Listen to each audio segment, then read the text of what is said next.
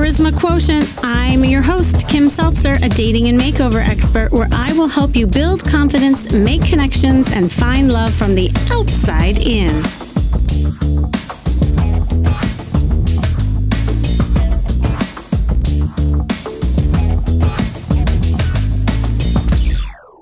Most of the time when I first talk to someone on my free breakthrough calls, people say that they want to find someone that they can share their life with, a boyfriend, a girlfriend, soulmate, partner, whatever the label is. Mostly it's a desire to be in a relationship of some sort. Rarely do I hear, Kimmy, I would love it if you could help me fall in love with myself. Can you help me find, me? And the truth is that it's exactly what people should be asking themselves and seeking out support for, but that's not what you think about, because lack of self-acceptance and self-love turns up the volume on your negative thoughts, which is really the first thing to look at, when you're saying, well, why I'm not attracting somebody that is right for me or who I want. You might have an internal conversation with yourself about how you can change to fit in or become stronger or more beautiful, move to a different location, or wishing you were a younger age. The problem with this is it moves you further away from what you really want, what you believe in, and what you value in life. And that's when you become stuck, unhappy, and doing things that you don't want to do. So I would like to invite you to play with the idea of exploring your great qualities and having a relationship with yourself, and beginning to use self-acceptance and self-love as a way to tap into your happiness, because that's really when you attract what you want. Now, I don't mean accepting the things you don't like about yourself and just being okay with them.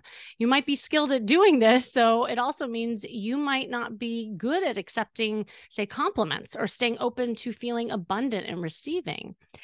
So how can you think in a more positive way about the whole you? And I'm sure you could make a very long list of things you don't like about yourself, but what about the things you do like? And when you start accepting all the different facets of yourself and stop fighting the so-called negative qualities you've been trying to keep submerged, you allow yourself to be seen for the whole amazing person that you are, rather than continuing to edit yourself for the world. And not be ashamed of some of the things that you want to say or do just because you're worried about what other people think and feel. So if this sounds familiar, this is really, really important when it comes to attracting the one. And stepping into your true nature and accepting the whole means stepping into a happier, more powerful, and authentic way of living too. And that is when you will attract the healthy relationship. Like I said in the beginning, that boyfriend, girlfriend, soulmate, partner, whatever it was when you first thought about it. I'll never forget a woman when we had our first call together. She literally said in the first moment, Kimmy, I want you to help me find my soulmate. I said, that's awesome. And there might be some more work around that in order to help you get there. And, we had coached together for a period of time, and it was awesome because a lot of things unraveled. Really what was happening is that she did not have a healthy relationship with herself. She hated the way she looked in the mirror. She had very low self-worth, and she didn't realize how bad it was until we started working together. And a lot of it stemmed from her childhood and the messages that she got growing up. But as we started doing exercises around the things, around her self-worth, I did a makeover with her. She started getting validated from the outside and inside. She realized that this was really what she needed. And at the end of the coaching, guess what happened? She found her soulmate. And she said to me, and I still get chills when I think about this, she's like, Kimmy, I am the happiest I've ever been in my entire life. And the kicker is, it has nothing to do with this guy who's in my life, who's the most amazing man I met. I said, well, what are you happiest about? She said, I am happy because for the first time, I love me. And she kind of burst into tears, and I became teary-eyed too, just like knowing that this really was the sticking point for her. And the whole time, up until this time, she was focused on the man, not her.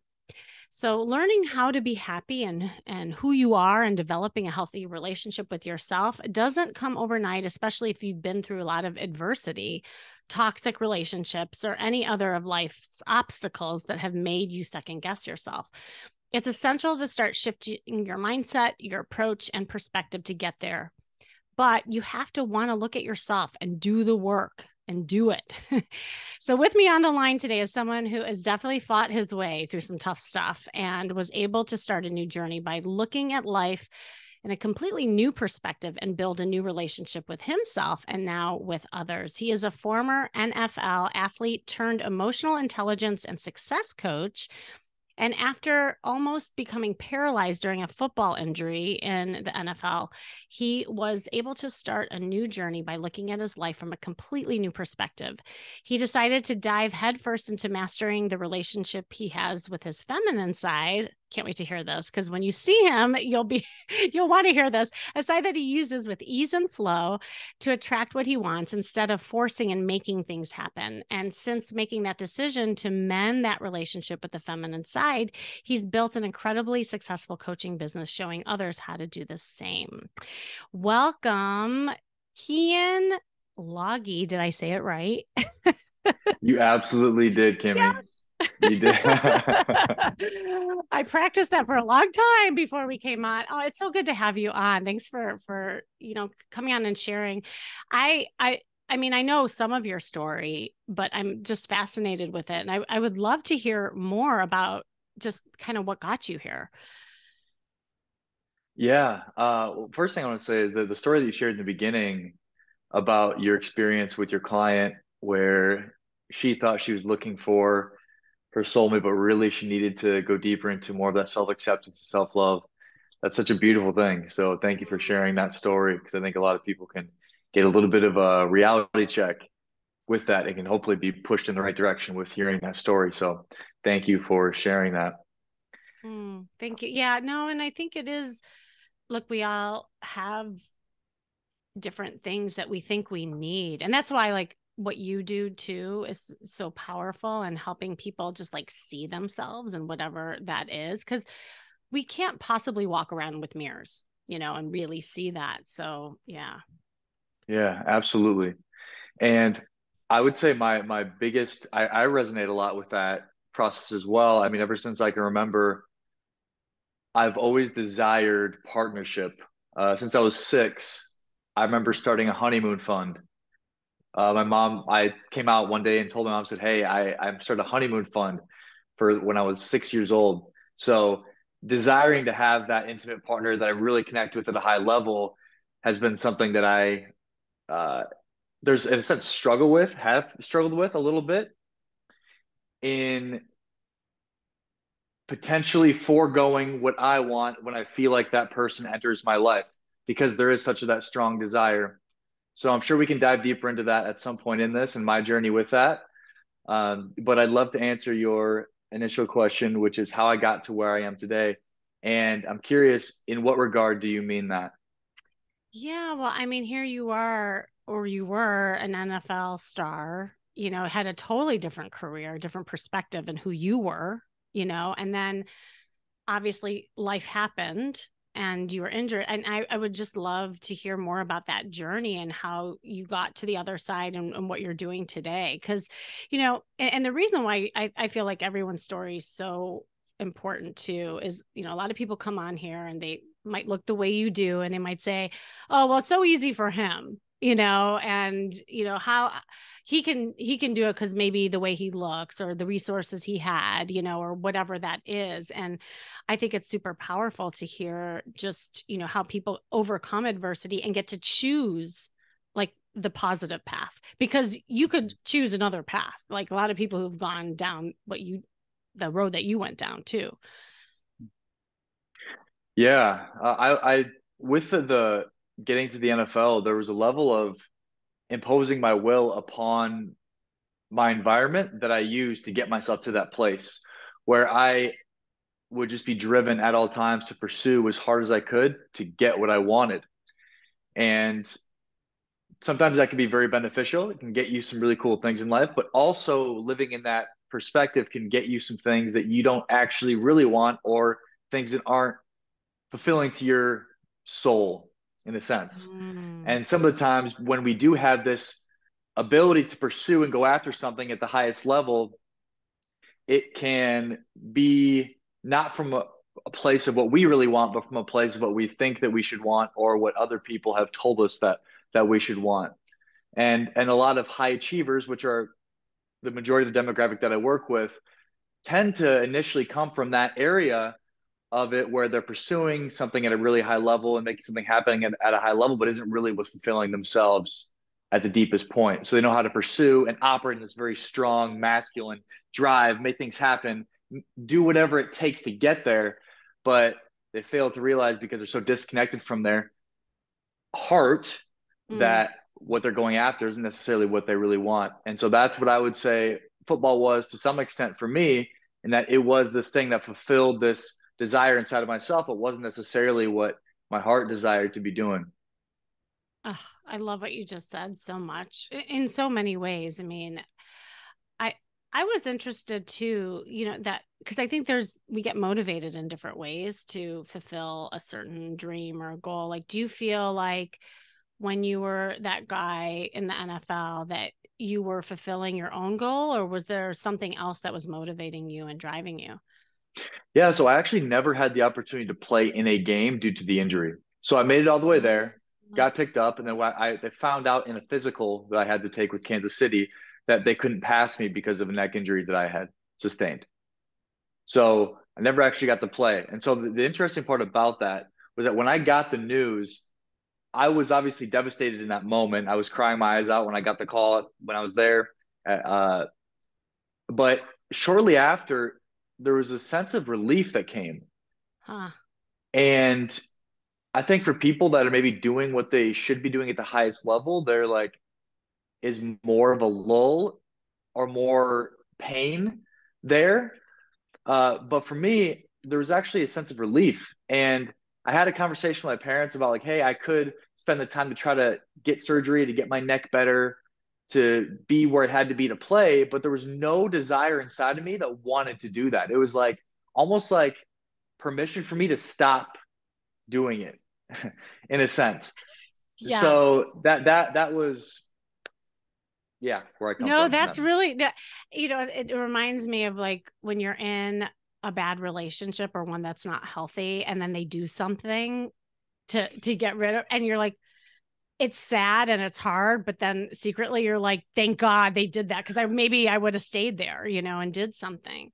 And, Correct. And that's where there's this operating system that I've learned to step into, where I don't have to wait for the shoe to drop for me yeah. to consistently follow what I know is right for myself at the highest level.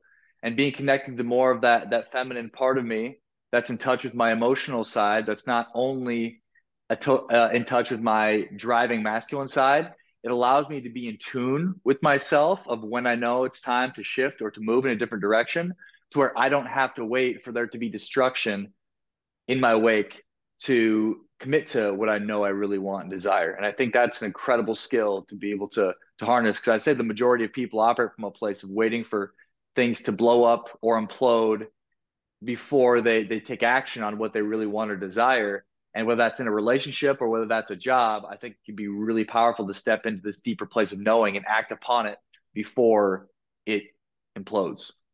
No, that's exactly right. And it kind of goes back to that driving force and what's motivating you, and how that relates to the relationship you have with yourself. Because especially as you're younger, you might be motivated based on, wanting to succeed, to maybe get praise from your parents, or, wanting to be good enough, or changing who you are so that person will love you, like no matter what it is. And as you get a healthier relationship with yourself and demanding more of what you want, you attract that very element that's congruent with you.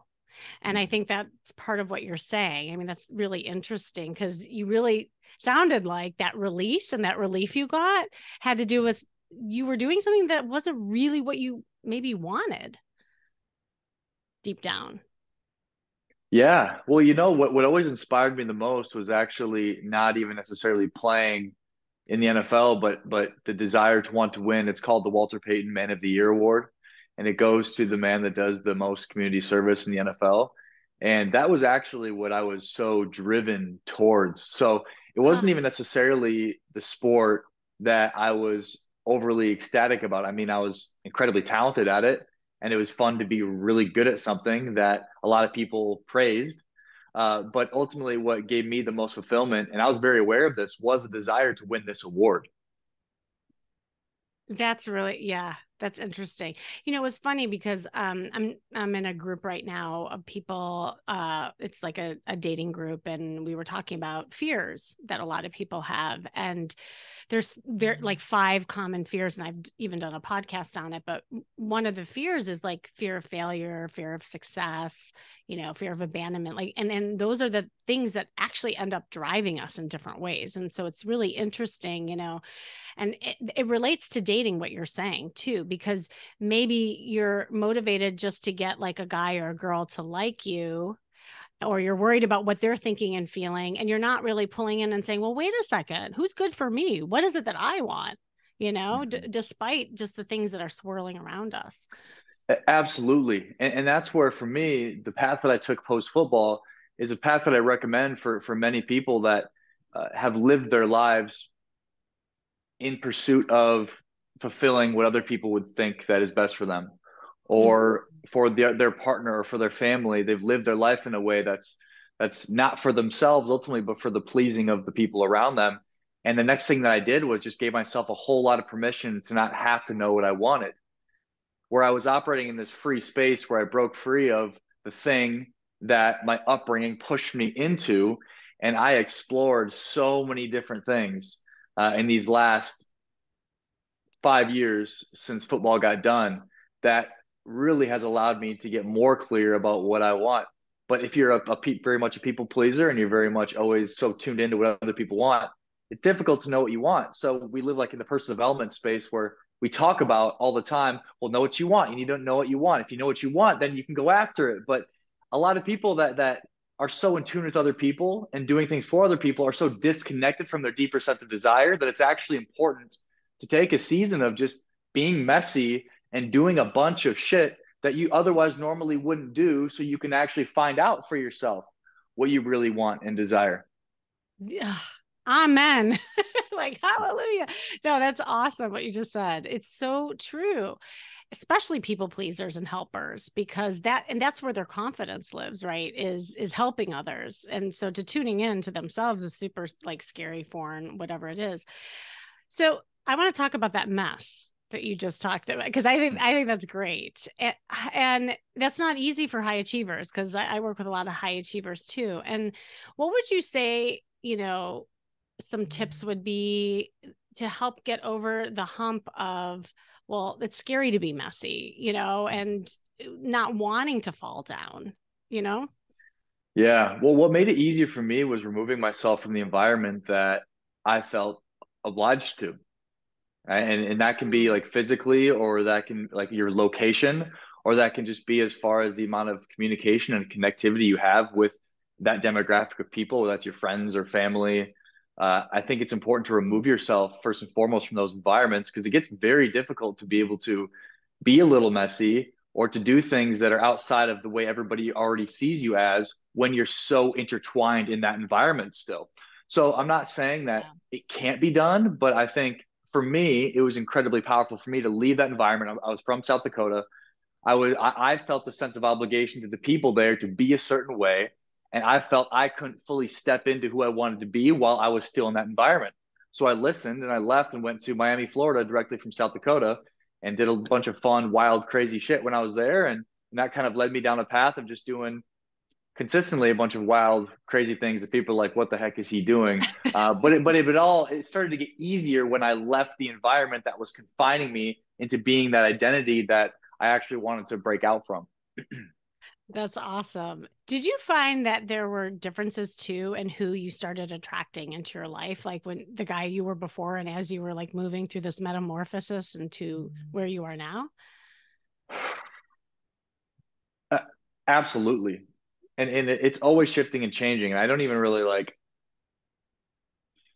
when you're in that time of not really fully knowing and just kind of Yeah. flowing and rolling with whatever comes and what I don't even didn't even try to like pay attention to who I was really attracting because I was Huh. just being and doing.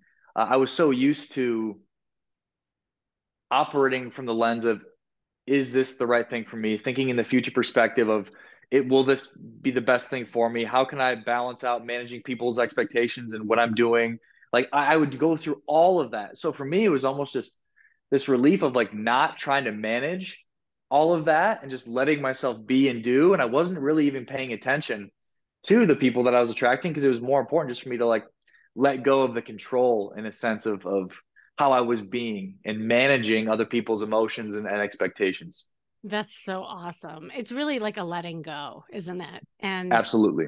And not being attached to the outcome. And that's one of the things I talk about all the time, about the definition of flirting is actually to behave as though you're attracted to someone without the serious intention of an outcome. That's the Mm. true definition in the dictionary, which is so amazing if you think about it, because people don't do things like flirting or putting themselves out there because they're getting attached to the outcome. But what you just said is so true. Like when you let go and you're really present, then you're not bogged down about the things of the past, and you're not worried about the future. You're just worried about what is, and just really being present with it. And with that, I think you attract a healthier situation too, and people in your lives, because you're just really present with people too. Absolutely, 100%. And that's where when you can get really in tune with that, you begin to attract a lot of people and Yeah. a lot of good people.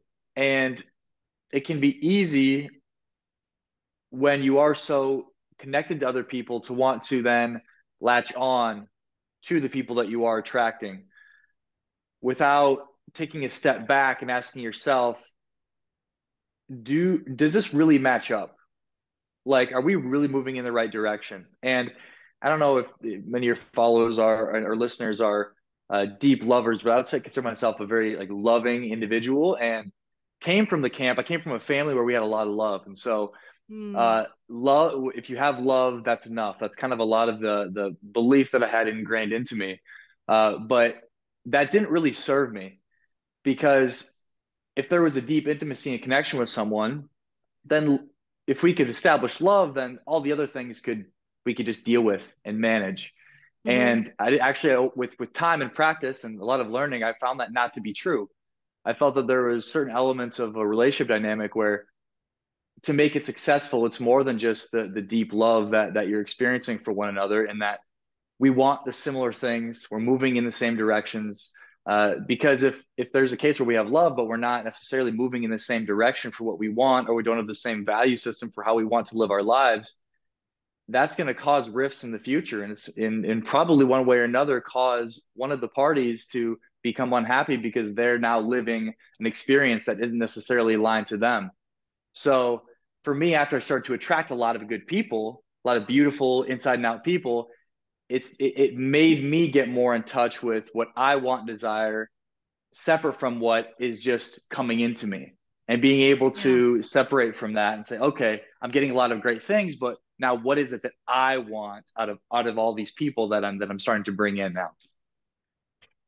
That's really, really awesome. And it's funny too how um just even like higher value people start coming in too when you start valuing yourself. And I mean, that's like in theory, right? Like you could say, oh, well, if you just consider yourself worth it and high value, then you're going to attract the like. But that's not always easy to do. I mean, that can be really just confusing for people. Are there certain also like mindset tricks and just like things that people can think about when they're trying to kind of consider themselves more high value and attracting that? Well, when we talk about high value, I think that's kind of like a mental understanding based off of societal norm that's been established that is Yeah. high value. And so I can try to think and consider myself high value all I want, but if I don't feel that, if I don't really like feel that Yeah. internally, then what I'll attract is someone that's the same.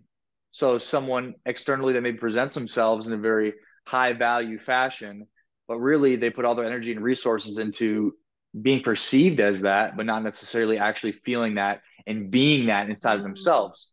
So I think there's a big difference between trying to mentally look at yourself as being high value compared to actually doing what it takes to feel incredibly valuable and allowing your actions not to be imposed upon yourself to be a certain way, but allowing your actions internally to reflect externally.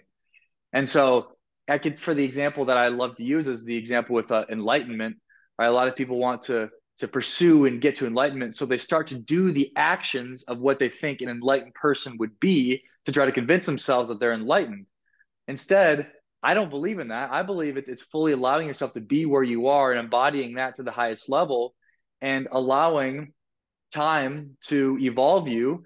And eventually you maybe potentially are embodying the characteristics of what it is to be enlightened with time. But it's not about imposing certain operating systems onto yourself to try to be it, but more about spending the time in it and allowing the actions to come from inside and noticing yourself being a certain way, not imposing those actions upon yourself to be it.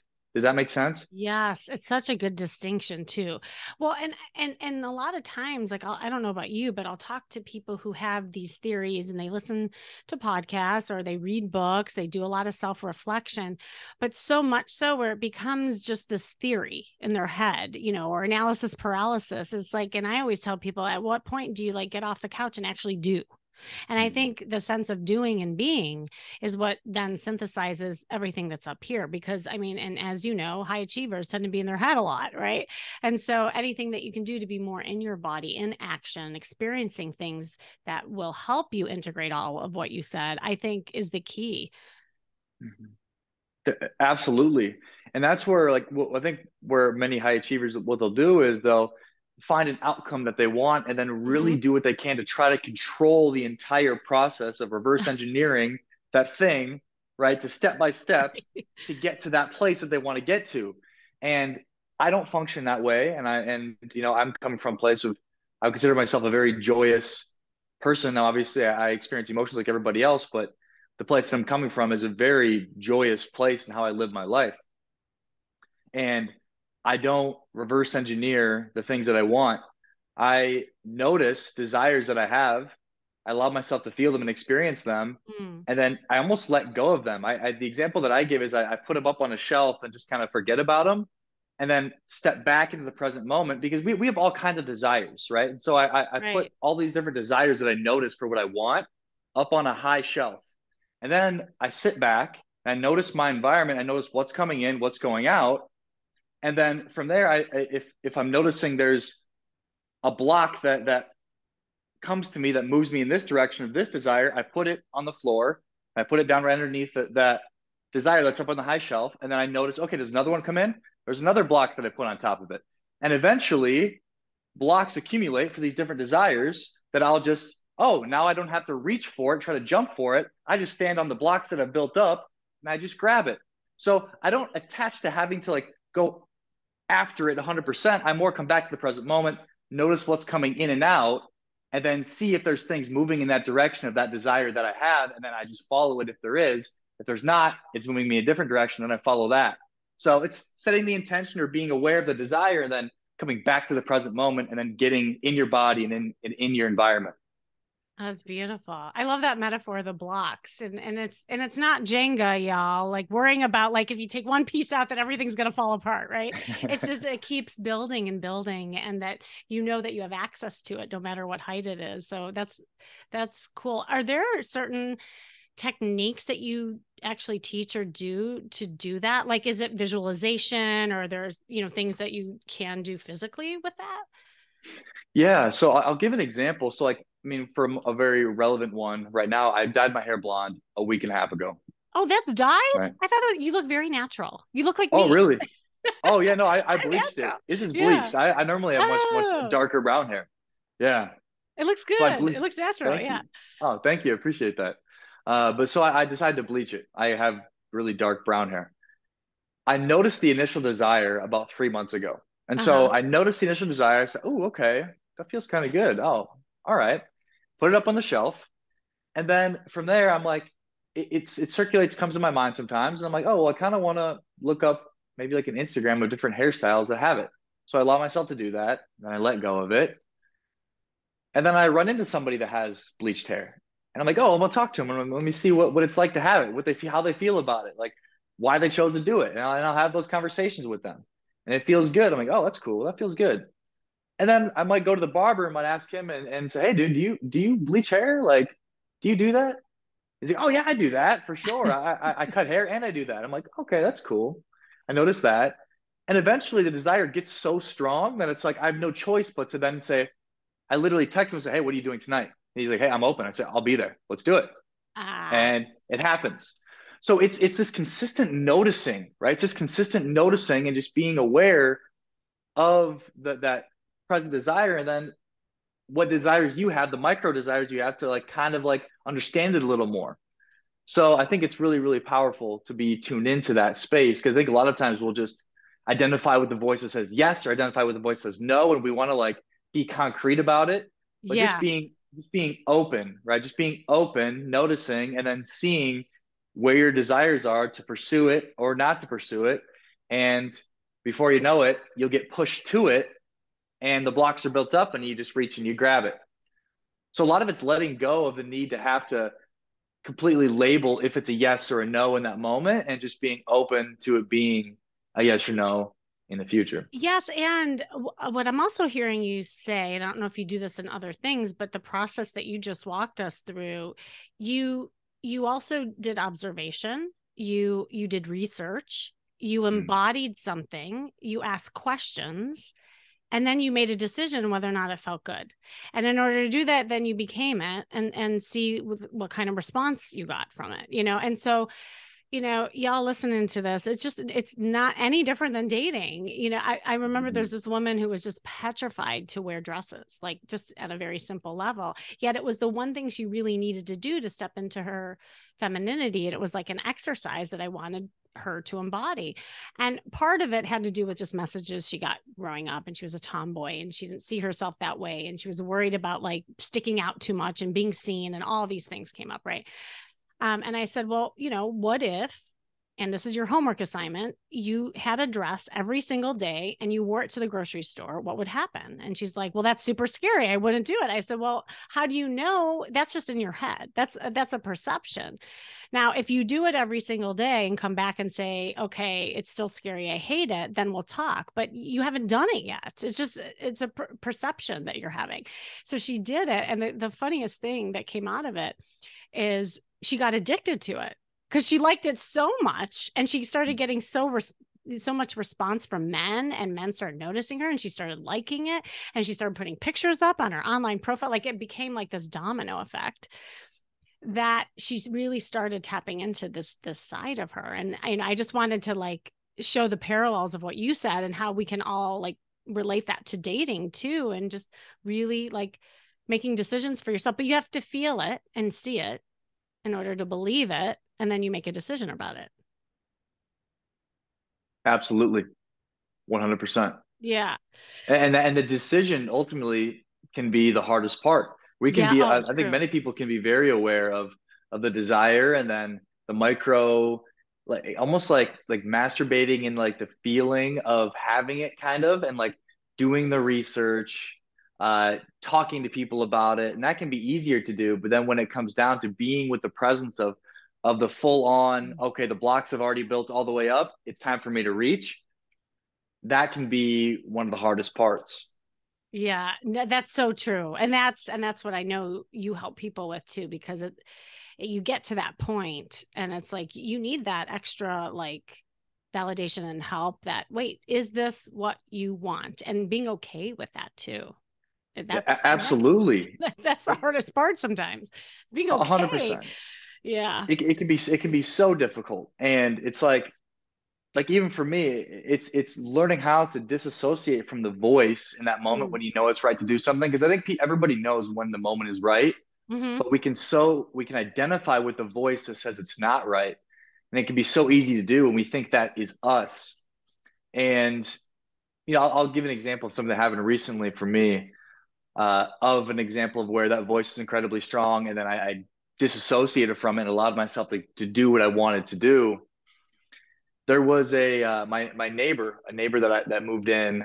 about 4 doors down, just this beautiful girl. And she was moving out in like 3 days, and we just met. And she said she was moving out and that she was going to be really busy. And so I was like, okay, well, I'm not going to talk to her. That's, I get it. I kept space. And I was like, you know what? I'm going to just go over there, knock on her door, and give her a break from the craziness of what's going on and see if we can just hang out for a bit. And I was so fucking scared. Oh my gosh. Like after she said, she was like, hey, I'm not doing anything with anybody really. I'm just like getting packed and I'm moving out. I was like, I don't want to like go against that. I want to respect that, all this kind of stuff. Right. And but I was like, what I really want to do is I want to go over there and I want to see if she wants to do something for a little bit. And Bam. Yes. right? And I sat there and there was so much tension. And like, I was like, you know what? I'm going to bring over a bottle of San Pellegrino and I'm going to have a couple glasses. And I'm just going to tell her that we should go up to the rooftop and have a couple drinks up there. And I started to walk down the hallway. And after about 10 steps, I turned around, went back into my room.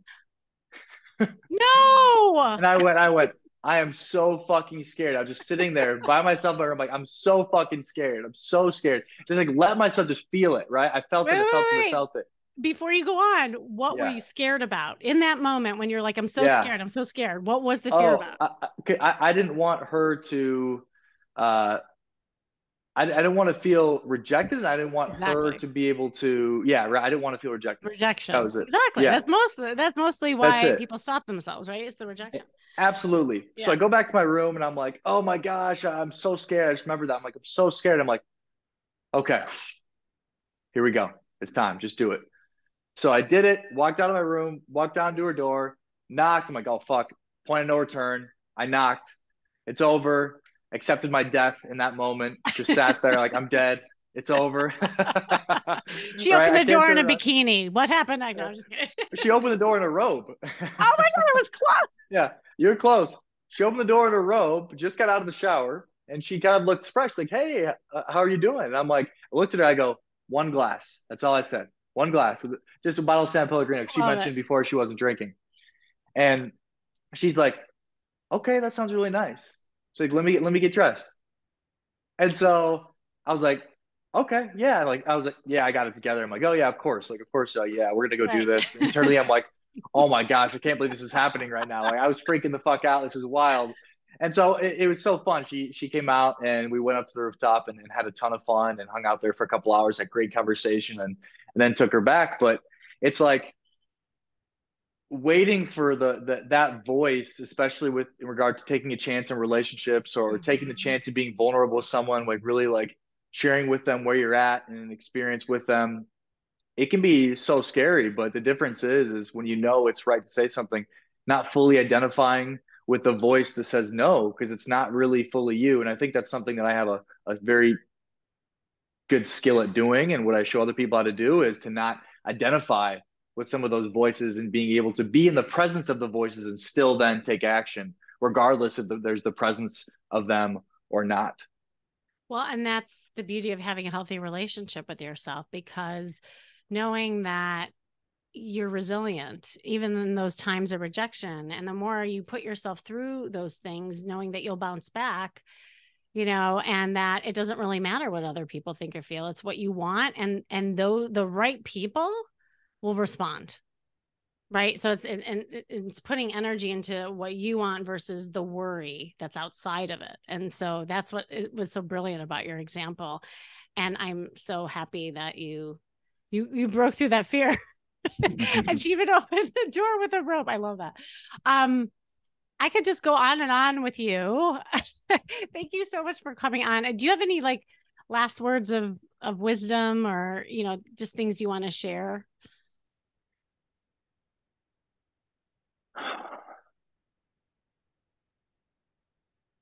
Yeah, I do. We live in a world with an overload of information, and especially in regard to relationships. And we're constantly Mhm. looking up YouTube videos, listening to podcasts, and getting advice from other people and talking to other people about what they think that we should do.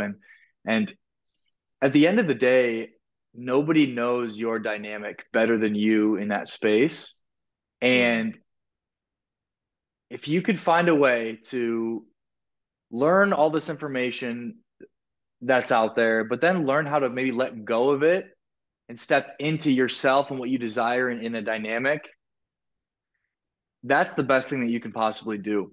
And if you're living from a place of just operating from advice that you're getting on podcasts and YouTube and for people around you, it's going to lead to being very confusing. So Mhm. eventually you have to learn the information and then let go of it, similar to what I talked about in the beginning, right? I have a desire, I put it up on the shelf, and then I notice if I move towards it and not allow it to control me. I think it's really important, especially with, everybody talking about red flags and talking about attachment styles and talking about like Mhm. all this shit now that Mhm. that we had to like think about and worry about, and it just gotten so mental. Like the whole process just gotten so mental, and most of the time, like we're not even fully in truth about the situation. And I hear people talk about red flags all the time, where it's like that's not even really like a red flag. That's just your own issue inside of yourself, right? Right.